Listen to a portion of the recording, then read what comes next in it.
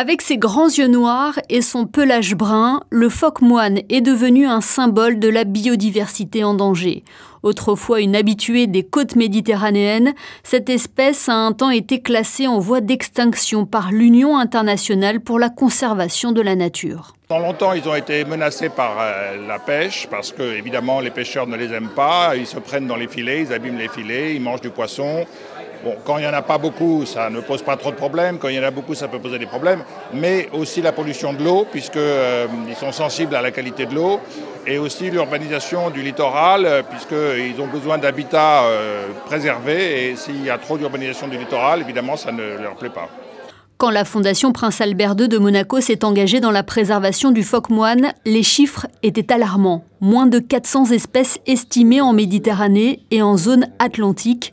Aujourd'hui, grâce aux actions menées en collaboration avec les différentes ONG pour sauver l'habitat naturel de cette espèce, les résultats se font ressentir. Certaines zones, jusqu'alors désertées par les phoques moines, voient leur retour. Depuis plusieurs années, on remarque un retour de l'espèce, donc déjà l'augmentation des populations qui serait estimée aujourd'hui à 1000 individus en Méditerranée et en Atlantique, et même une expansion des phoques qu'on retrouve maintenant, qu'on commence à revoir dans son habitat historique, comme en Albanie par exemple. Grâce à l'engagement des différents acteurs, l'espoir renaît et est prêt à se prolonger en Grèce notamment, où les communautés locales sont grandement impliquées.